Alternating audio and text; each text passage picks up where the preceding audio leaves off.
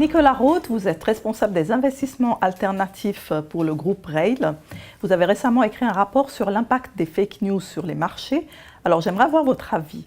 Quand un président comme Donald Trump écrit un tweet de 140 caractères et que ça a immédiatement un effet sur un groupe comme Boeing ou Toyota ou sur le dollar, comment l'investisseur peut se positionner face à cette difficulté où immédiatement les marchés réagissent? Est-ce que c'est une bonne chose, étant donné que ces informations ne sont souvent même pas vérifiées? Ce qui est sûr, c'est que l'investisseur ne doit pas se positionner immédiatement après une information basée sur 140 caractères, puisque vous êtes journaliste, donc vous le savez, en 140 caractères, on ne peut pas dire effectivement grand-chose de très très intéressant. Les marchés ont tendance à surréagir, que ce soit à la hausse ou à la baisse, après une news qui est intégré de manière quasi automatique par le marché.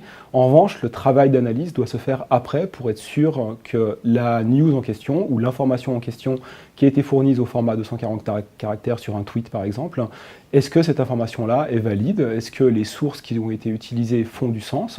Est-ce qu'on arrive à vérifier? Est-ce qu'on arrive à être certain de la qualité de ce qui a été mentionné?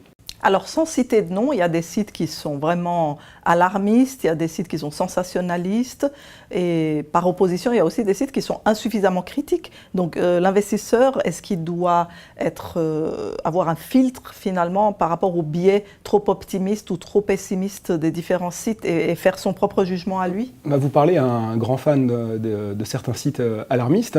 En revanche, je pense qu'il faut apprendre à les lire. Il faut les lire avec un certain filtre. Il faut comprendre que certains sites alarmistes ont peut-être, je ne veux pas dire un dessin caché, parce que ça fait peut-être un peu trop conspiration, mais en tout cas, ils ont une ligne éditoriale, si je peux me permettre, qui est toujours dans le négativisme. Et ces sites-là, il faut les lire avec un filtre qui est peut-être, à certains moments, 90% de l'information qui vont relayer, elle est plus distrayante qu'autre chose. En revanche, il va y avoir quelques petites pépites ou quelques petites perles à certains moments d'informations qui sont très intéressantes, notamment celui auquel vous faites référence, c'est lui qui avait mis en lumière un scandale dans le trading à haute fréquence en 2010. Alors on peut le citer peut-être. Zero Hedge, exactement. Zero Hedge, ouais. Voilà. Certains vénèrent Zero Hedge, d'autres sont vraiment très sceptiques face à ce site. Mais il y a du bon et du moins bon. Mais il n'y a pas forcément à le vénérer ou à pas vénérer. Je pense qu'il faut rester neutre vis-à-vis des sources d'informations dont on a à disposition. Zero Hedge est une source d'information comme une autre. Il faut la lire avec un certain filtre, au même titre que des sources d'information peut-être qui sont plus traditionnelles. Il faut aussi les lire avec un certain filtre, simplement parce que certaines sources vont avoir une vision beaucoup plus descriptive des choses. Oui. Et souvent, les visions descriptives sont des visions qui ne sont pas très intéressantes pour prendre des décisions dans l'avenir. Oui. Alors que certains sites vont avoir des visions qui sont très forward-looking. Est-ce que pour autant c'est suffisant? Peut-être que c'est la combinaison en fait, des deux qui va être la bonne combinaison. Parce qu'on dit souvent que les économistes sont excellents pour prédire le passé. Et donc, oui, il y a des sites qui sont vraiment factuels, mais est-ce qu'une analyse factuelle suffit? Probablement pas. Oui, c'est ça. Vous avez évoqué aussi avec moi tout à l'heure l'impact des fonds à haute fréquence. Quand, par exemple, il y a un tweet très court qui prédit quelque chose qui a un impact sur les marchés, est-ce qu'à ce moment-là, les fonds, les traders à haute fréquence ont plutôt un impact stabilisateur ou déstabilisateur? A priori, ils devraient avoir un impact déstabilisateur, mais c'est dur de quantifier, de dire est-ce que finalement ils sont capables de déstabiliser le marché dans son entier. Ça, j'ai pas envie de me lancer dans ce genre d'estimation parce que je pense que j'y arriverai pas. Mais sur une stratégie qui était vraiment encombrée, s'il y a un retrait, s'il y a un retrait de liquidité, s'il y a un retrait concomitant de liquidité, alors à ce moment-là, ça peut créer un problème. Il peut y avoir, le marché peut dévisser dans un sens. Oui.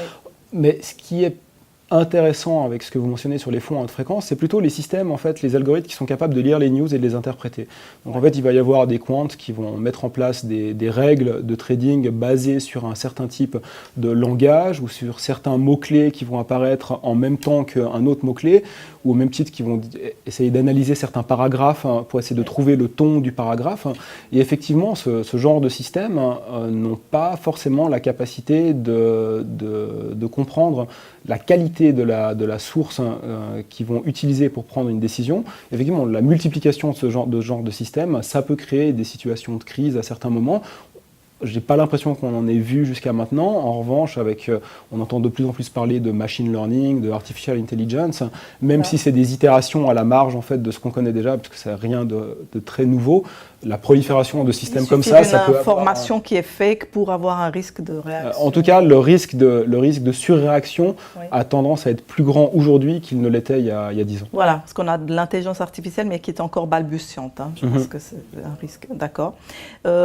J'avais écrit un livre sur le shadow banking, la finance de l'ombre, sorti l'année dernière, et un chapitre est consacré à comment certains fonds spéculatifs eux-mêmes en fait mènent des campagnes d'information négatives parfois contre certaines petites boîtes pour faire couler le titre alors qu'ils sont positionnés en vendeurs à découvert.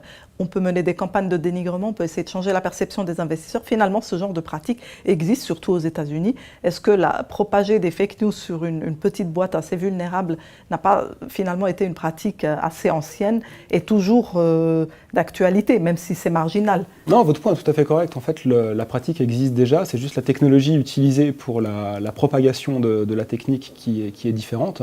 On se rappelle des années 80 avec le système pump and dump sur des titres, des penny stocks aux États-Unis, ou des titres qui traitaient sur les pink sheets, avec des brokers plutôt malhonnêtes qui donnaient des informations qui étaient mauvaises sur les titres pour les faire monter et ensuite s'en débarrasser.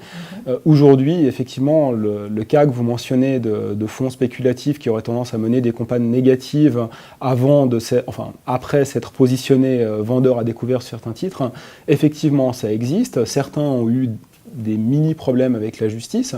En revanche, la question que j'ai envie de vous poser, c'est... On va dire que c'est des disciples de George Soros. Un petit peu, il était quand même positionné contre l'euro et il a très longtemps prédit, en 2010, le démantèlement de la zone euro. C'est juste. En revanche, j'ai envie de vous poser la question inverse. En quoi une campagne ultra positive est différente d'une campagne ultra négative? Au-delà du fait que la campagne ultra négative a une destruction de valeur nette pour la société, la campagne ultra positive, elle a plutôt une vocation à créer... Elle va créer un enthousiasme. Mais elle peut fabriquer un enthousiasme basé sur finalement pas grand-chose. Donc peut-être d'avoir un gros investisseur qui prend une position dans un titre et qui fait ensuite la publicité de sa position en disant j'ai pris une position dans tel titre parce que je trouve que cette boîte est fantastique. Il va être prescripteur aussi. Il va être prescripteur, exactement. Voilà. Donc ça peut être aussi un problème. Le problème est finalement dans les deux sens. En revanche, c'est vrai que la pratique que vous mentionnez, la technique aujourd'hui utilisée est différente parce qu'on n'a plus accès uniquement au téléphone, on a accès aux réseaux sociaux, aux systèmes de news instantanés. Le fait d'avoir des sites qui relaient de l'information non vérifiée, ça permet d'avoir un effet qui est peut-être multiplicateur ou en tout cas qui permet d'avoir des effets plus forts sur les titres.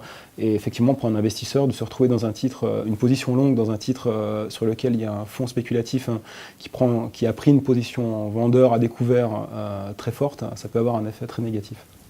Merci beaucoup, Avec Nicolas plaisir, Roth. Donc, on a compris que l'investisseur doit être vigilant. Et on peut lui dire finalement, aide-toi, le ciel t'aidera. Hein. Non, je crois que l'investisseur, il doit continuer de faire son travail, il doit continuer de faire ses devoirs, voilà, faire son due diligence, exactement, et il doit continuer de faire confiance à lui-même et confiance à des professionnels qui peuvent l'aider. Très bien, merci. Merci à vous.